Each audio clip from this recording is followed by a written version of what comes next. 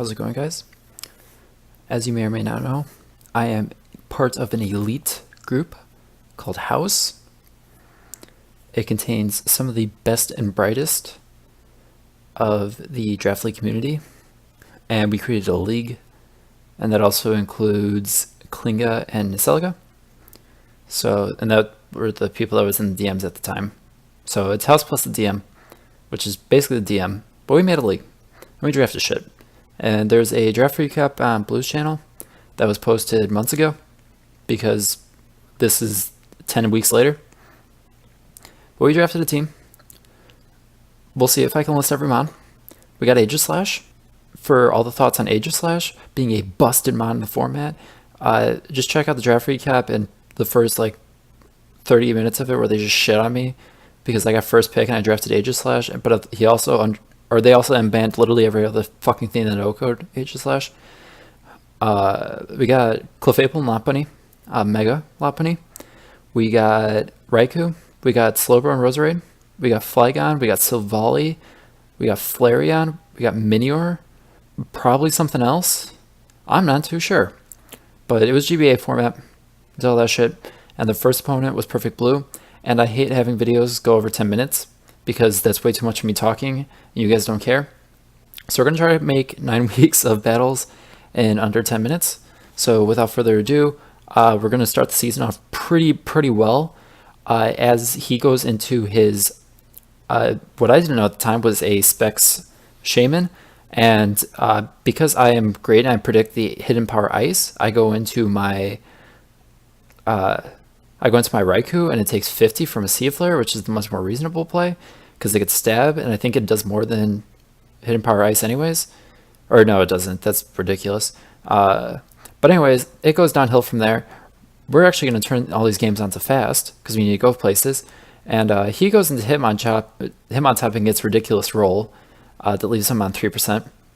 And then he's able to rest it all off, and then I lose a lot of health on my Lopunny. And that's basically the tone of the game, is I make a dumb play turn 1, and Blue is the luckiest player on the face of the earth. I don't know why I did that. Alright, next game. Woo! I already forgot that I did not draft Sableye, or I did not mention that I drafted Sableye, but I drafted Sableye. It is regular Sableye, and I thought it was going to be super good this game because Prankster Will-O-Wisp did a lot of things against his team. But we're going to see that I'm actually really bad at lead matchups, and I also forget that Prankster doesn't affect dark types, which is a not reoccurring theme, but I do try to Will-O-Wisp a dark type later on in the season. There's going to be many reoccurring themes. I don't learn from my mistakes, especially around the Raikou. I make at least I think I make 3 costly playmaking mistakes with Raikou throughout the season. One was being the switch into a Spec Shaman that did half, and effectively losing my Greninja counter. That didn't really matter because I lucked my way out of it with Aegislash.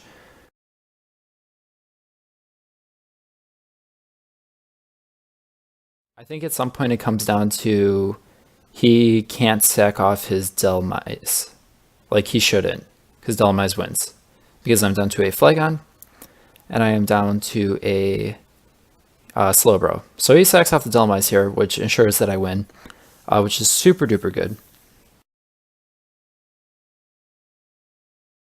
Where I should have lost, it was before this, but I crit his Mandiblez, wherever it is. There we go. So we fake out here immaculately. I knocked off his Rocky Helmet super early on, but I crit him there as he just foul plays, which means that he cannot roost up, which means that I am able to return there, and then he has to bank on me choking, I believe. Or no, he has to bank on crits. He doesn't have to bank on me choking. I can do that all by myself. So yeah, I think he has to crit with Earthquake here in order to win, which he does not. Easy peasy. And I just risked him doing that. But that's okay. Anyways, so we get all the shit with Slowbro, and we win.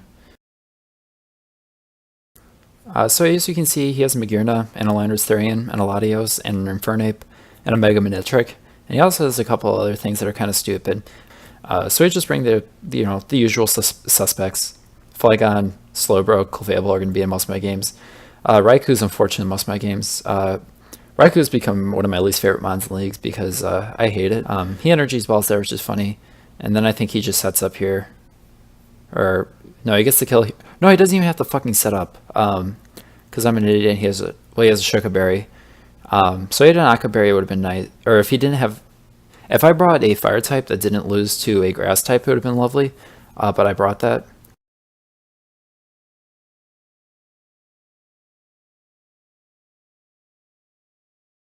So now we're facing Newman of the Palestine Palpitoads. He just got Chomp Coco.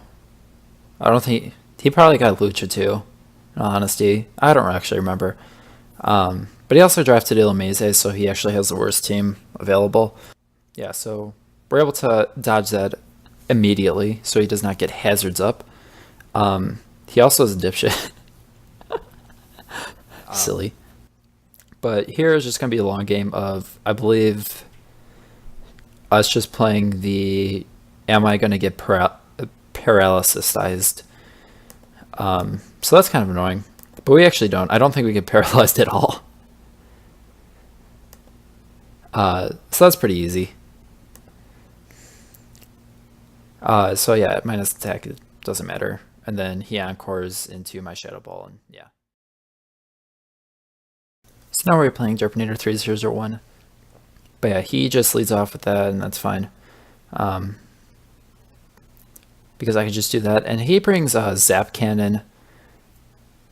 Zap Cannon, Mega Ampharos. He brought Mega Ampharos, which basically secured us the win, but he also brought Zap Cannon. So like even if I got hacked horribly, I still would have won because it's a shitty Pokemon that couldn't even land moves. Like it's such an easy switch in. That probably did a dick ton and also paralyzed, so who cares? As he misses his third and I believe last Zap Cannon before he actually tries something. Nope, he missed. Also, pro tip if you're ever trying to schedule at a very inconvenient time for your opponent. Derp was leaving for vacation or camping like right before this. Like I think this was the day before he left. So that worked out in our favor because he was probably just focused on other things and not focused on winning this game. But joke's on him, I am always focused on winning this game. So we're on to our 8th game of the season. My playoff hopes are looking subpar. Quack515, aka Techno69, was playing out of his mind, and he is a clear contender for first place, or clear front runner. Because he has, again, the seemingly underwhelming team in all reality that you unbanned a shit ton of stuff, but he also gets Celesteela Lele, so like, not really. And I actually make the worst play of all time, like, actually the most disgustingly horrible play that you've ever seen in your life here. So I just get my rocks up here, I believe, yeah. And he brings in a Celesteela, which is easy, I can U-turn out. And I go into my Clefable on a Celesteela, just hard. Like, I U-turn there, and I was like, you know, it'd be a good thing to switch on a Celesteela. It's a Clefable. And we see that he has the Iapapa variant. I was really hoping that he was going to be the Assault Vest, and the Z-Dig right there did not do as much as I had hoped.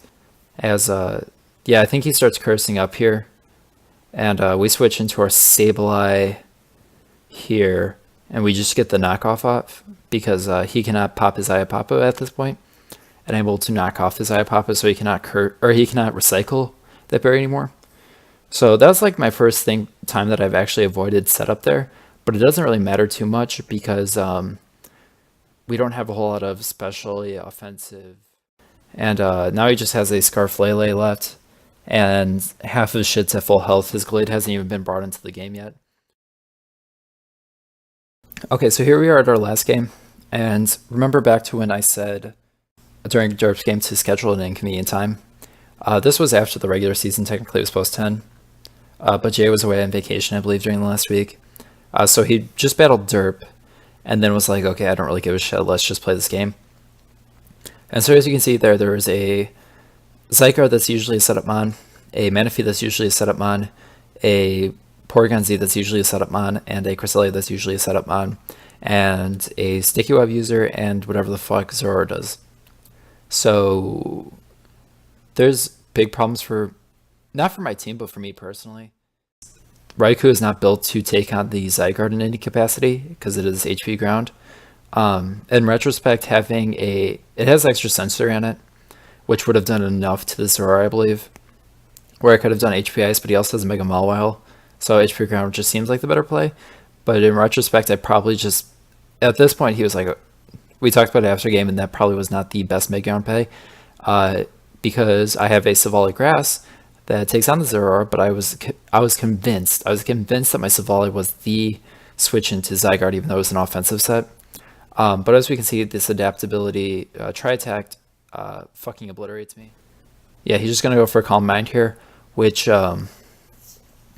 is fine because I'm able to Shadow Ball and it still does a decent chunk here. It does 24 with the Spit F drop, which isn't gonna end up mattering because I do get the crit here. And that basically ensured me the game because I'm able to. He's a special variant, which doesn't really matter either way. Like both of them would have done major damage to my team, and yeah, so we're able to tank that with the Shucka Berry and HP Ice and win. In theory, I shouldn't have webs on my side of the field. I think there were situations where I could have prevented web, or I could have gotten webs off of my side. As kind of was talking about with Jay, is that Savali on the Zora was a much better play because it did not bait in the Zygarde. I'm pretty convinced because I don't really remember my game plan much. It just seems like he was very set on just staying in and setting up with that particular mon. Like he didn't really switch around a whole lot, and it's a very small sample size for the, I think only 3 months that he sent in. But he sent in Rabambi, let it die. He sent in Manaphy, let it die, and then he sent in the Zora and was starting to substitute on it. So at that point, he seemed pretty straightforward on it. I don't think that's a justifiable form of the plays I made, but that was just my thought process at the time. That I was able to sack off the Raikou there. At that point, I was convinced that even if he did switch in the Zygarde, Michael Fay was able to switch in because it was the unaware variant, and in any case, the Moonblast was able to break subs and be able to handle it. So like the only set that I was pretty sure he was going to be able to beat me with was some sort of toxic stalling set, which is a tremendous bring on a Zygarde, honesty, which it wouldn't be out of the question for Jay, but Jay was cordial enough to say GG, even though he did not agree with the plays that I made. And, in hindsight, I don't agree with the plays I made either, because I ended up winning on hacks, but we do end up 5-4 plus 1, which puts us in front of 3 5-4 minus 1 teams, and we are into the playoffs. So we face AJ, who I hacked early in the season, so I'm going to have to build for that, and hopefully I win, and hopefully I win house, and because of my first title, and everybody praises me, even though I lucked my way to 2 wins this season, and probably more, but that's okay, because it's Pokemon, and we take those. So thank you guys so much for watching. We're going to hopefully have some sort of SUCL draft recap on this channel too. So we're going to have so many fucking videos this week. You guys are going to fucking love it.